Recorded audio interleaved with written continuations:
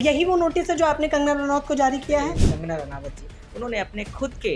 Instagram के post से,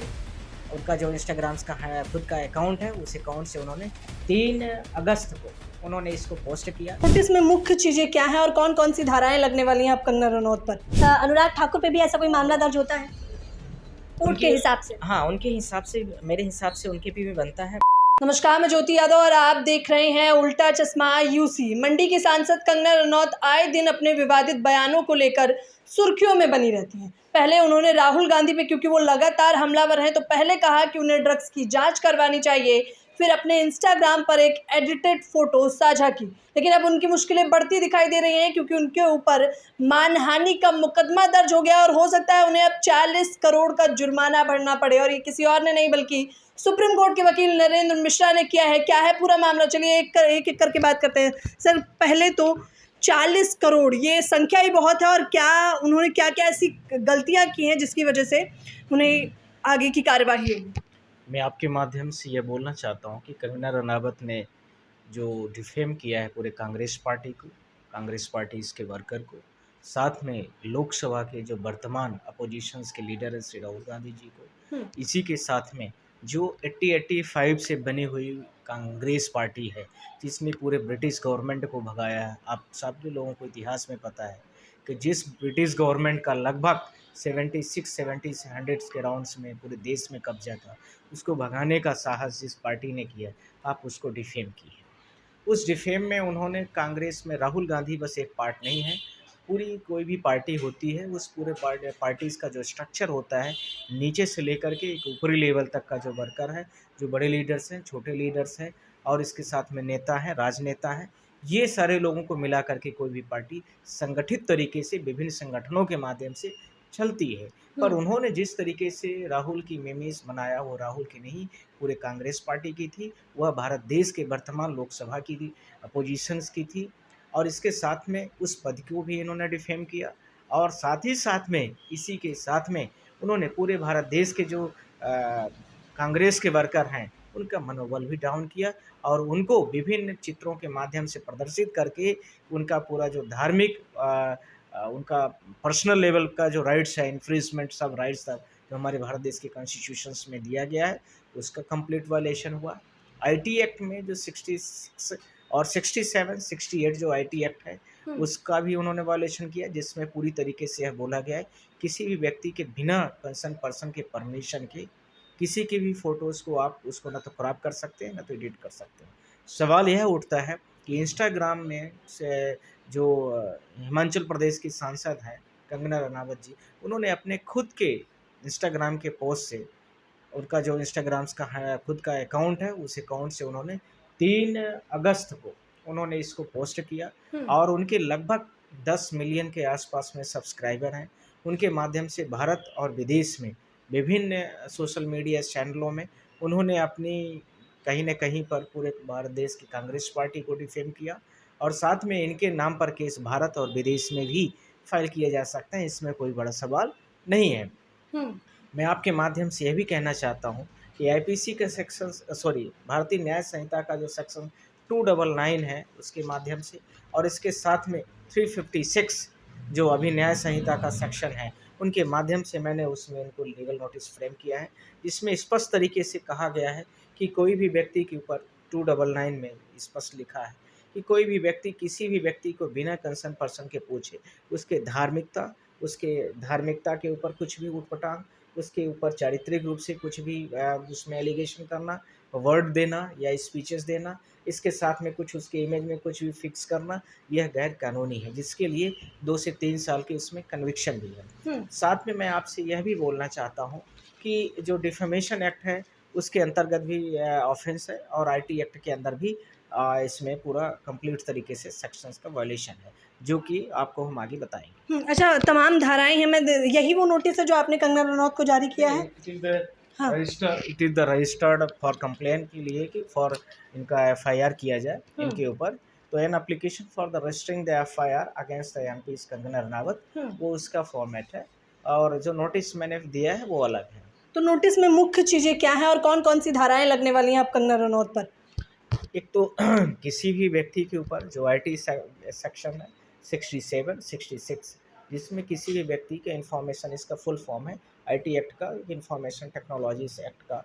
ये भारत देश के किसी भी इलेक्ट्रॉनिक मीडिया के रिसोर्स के माध्यम से किसी भी व्यक्ति की छवि को ख़राब करना, वीडियोज़ को ख़राब करना, उसकी इमेज में कुछ उल्टा सीधा लिखना, इमेज को ख़राब करना, कुछ वर्ड्स लिखना जो वर्ड्स कॉन्स्टिट्यूशनली एलिजिबल हों, मतलब गलत तरीके से शब्दों का यूज करना, और इसके साथ में और भी बहुत सारी चीज़ें होती हैं। तो जो कि ये मेमी हम लोग कहते हैं मीम, तो वो बनाई गई और उस मेमीज़ का जो इमेज बनाया गया, उस इमेज के माध्यम से राहुल जी के ऊपर कई सारी चीज़ों की फ़ोटोज़ फिक्स की गई, जिसके माध्यम से वो आईटी एक्ट के अंदर में 67, 66, 66 ए तो अभी सुप्रीम कोर्ट ने 2015-16 में तो उसको ख़त्म कर दिया, और 66 आईटी एक्ट और 67 एक्ट वो अभी चल रहा है, जिसमें मैक्सिमम 3 ईयर का कन्विक्शन है और इसके साथ में उसमें कंपनसेशन मुआवजास भी है। अब इसके सेकंड पार्ट में आता हूँ, 299 जो सेक्शन है, 299 जो सेक्शंस है उसके माध्यम में उसमें भारतीय न्याय संहिता में उसमें जो स्पष्ट लाइनें लिखी है, मैं उसको एक लाइन पढ़ भी देता हूँ। सेक्शंस 299 ऑफ द बीएनएस भारतीय न्याय संहिता से word deliver the malicious intention, deliver the malicious intention, ठीक है, of the outraging the religious feeling of any class of the citizens of India, Bharat के किसी भी व्यक्ति के ऊपर किसी भी बिरादरी, जात बिरादरी आप समझ गए होंगे, जाति वाले व्यक्ति के ऊपर यदि किसी भी धार्मिक शब्द का, कुछ भी धार्मिक फोटोज़ का यूज किया जाता है बाय द वर्ड्स इधर द स्पोकन आर रिटन, कुछ बोल करके, कुछ लिख करके, जो कि मैंने आपको बताया बाय साइंस, इन तरह से कुछ किया जाता है, तो इसकी कन्विक्शंस नियर बाई 2 ईयर्स की है। तो इसी के साथ में मैंने डिफेमेशंस जो बोला है 351 से भारतीय न्याय संहिता जो है वो 351 से लेकर के 356 के अंदर में ये सारी सेक्शंस आते हैं। डिफेमेशंस जिसको काफ़ी पॉपुलर वर्ड है, तो पुराने वाले आईपीसी में तो 499 हुआ करता था, अब भारतीय न्याय संहिता 1 जुलाई 2024 जब से लग गई तब से तो चीज़ें नई आ गई। तो उसमें स्पष्ट तरीके से लिखा है कि कोई भी व्यक्ति यदि किसी भी व्यक्ति को डिफेम करता है, इंटेंशनली करता है, कुछ इमेज को ख़राब करके करता है, अपनी पब्लिसिटी पाने के लिए करता है, और भी विभिन्न तरीके से, और इन्होंने तो अपने खुद के सोशल मीडिया के हैंडल से किया है, इन्होंने तो खुद अपने पोस्ट से पोस्ट किया है, इन्होंने तो खुद सारी चीज़ों की इनकी जिम्मेदारी और जवाबदेही दोनों। इसके माध्यम से मैं आपसे यह भी बोलना चाहता हूँ कि इस सेक्शन में लगभग 2 साल की सज़ा है, और इसके साथ में उनके मतलब कंपनसेशन वगैरह भी उसमें गवर्नमेंट कोर्ट के उसमें सेक्शंस में मेंशन्ड है कि इतने से लेकर के इतने तक उसका मुआवजा भी किया जाएगा। पर भारत देश में कांग्रेस एक सबसे ओल्ड और लार्जेस्ट पार्टी है जो 80-85 से अभी तक चल रही है, इसलिए इस पार्टी का मैंने 40 करोड़ का उनसे मुआवजा के लिए बात किया है, और यह मुआवजा की राशि में कोर्ट के आधार पर डिसाइड होती है कि वो बढ़ भी सकती है, और इसके बारे में कोर्ट कंसीडर भी कर सकती है। तो सर कोर्ट क्या ऐसा फैसला सुनाएगा, कोर्ट कौन से ऐसे नियम लागू करेगा जिसके बाद कंगना रनौत को देने पड़ सकते हैं 40 करोड़?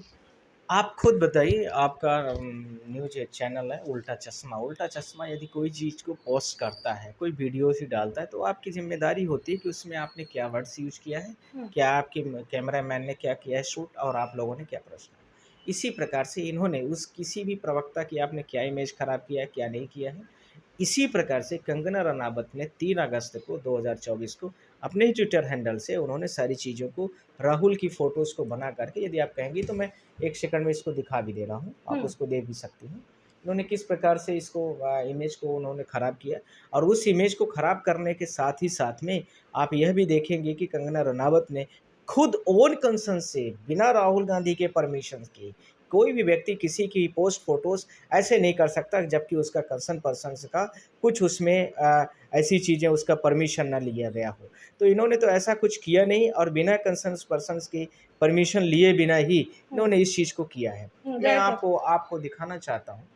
आप खुद भी देख सकते हैं। ये तस्वीर काफ़ी वायरल भी हुई थी बाकायदा सर, उन्होंने क्योंकि इस पे लिखा भी हुआ है कि जाति जीवी जिसे बिना जाति पूछे जाति जनगणना करानी है। जाति पे जो विवाद था उस पर आप क्या कहना चाहेंगे?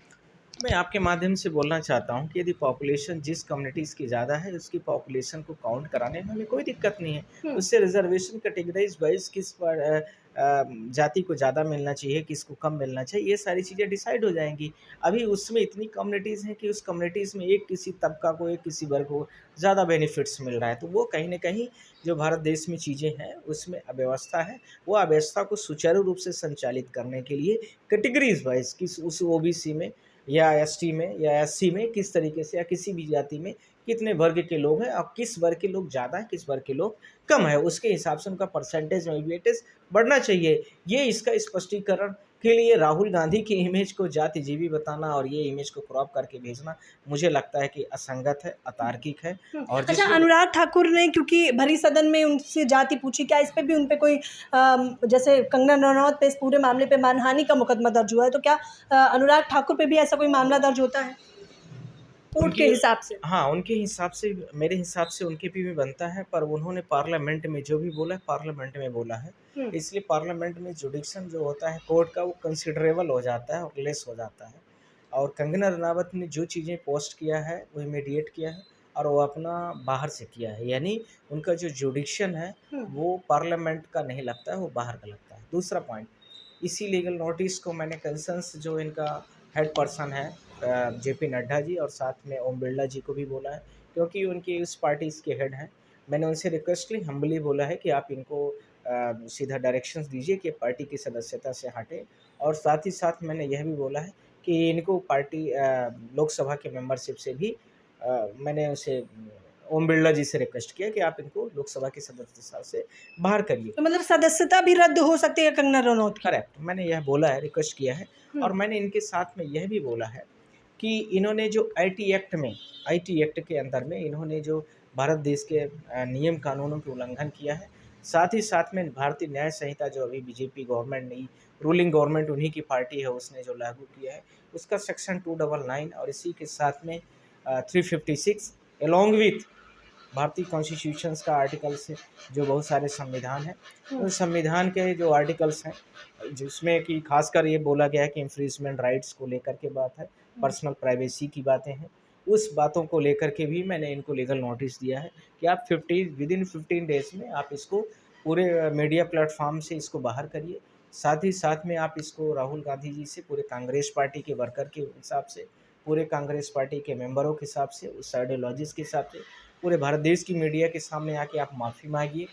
इसी के साथ में मैंने यह बोला कि इन फ्यूचर के लिए आप यह श्योर्ड करिए कि हम ऐसा कुछ नहीं करेंगे या इस तरीके से हम इमेजेस को नहीं बनाएंगे किसी पार्टी के उसमें, हम सिर्फ़ और सिर्फ जो हमें करना है बोलने के लिए बातें होंगी। तो ये सारी चीज़ों को मैंने उनसे बोला भी है। यदि वो नहीं करती हैं तो मैंने 15 डेज़ के अंदर में ड्राफ्टिंग करवाना शुरू करा दिया है कि 15 डेज़ के अंदर में मैं इस केस को 40 करोड़ का मानहानि का केस कंगना रनावत के ऊपर केस को फाइल करूँगा। सर, नोटिस जारी करने के बाद क्या कंगना रनौत के वकील की कोई प्रतिक्रिया आई या उनकी कोई प्रतिक्रिया? अभी मेरे पास कोई रिप्लाई नहीं आया है, मुझे यकीन है कि उनकी प्रतिक्रिया कुछ न कुछ आएगी। और वैसे भी उनको मीडिया के माध्यम से सारी चीज़ें काफ़ी, जो मुझे जानकारी लगभग 40 से 50 न्यूज़ चैनलों के माध्यम से अलग-अलग भाषा में, कोई मलयालम का है, कोई तमिल, तेलुगु, कन्नड़, किसी अलग-अलग भाषाओं में यह न्यूज़ पूरे देश में चल चुकी है, पर उन्होंने अभी तक कोई ऐसी प्रतिक्रिया नहीं आई है। तो सर, इससे पहले भी कंगना रनौत ने जो बयान दिया था कि राहुल गांधी को ड्रग्स की जांच करानी चाहिए, तो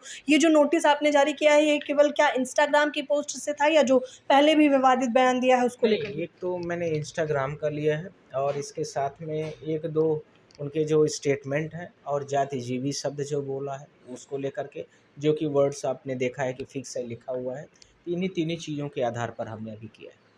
तो देख सकते हैं आप कि किस प्रकार से नरेंद्र मिश्रा से हमने खास बातचीत की और इनका सीधे तौर पर कहना है कि आगे अगर नोटिस और अभी ये प्रतिक्रिया बढ़ती है तो 40 करोड़ का खामियाजा भुगतना पड़ सकता है। कंगना रनौत को मानहानि का मुकदमा दर्ज हुआ है और अनुराग ठाकुर पे भी प्रतिक्रियाएं हो सकती थी, लेकिन क्योंकि उन्होंने सदन में बोला है तो अलग अलग तौर पर देखा जा रहा है। आप लोगों की क्या राय है? आप लोग भी मुझे अपनी राय बता सकते हैं। कैमरामैन तौहीद के साथ ज्योति यादव, उल्टा चश्मा, यूसी।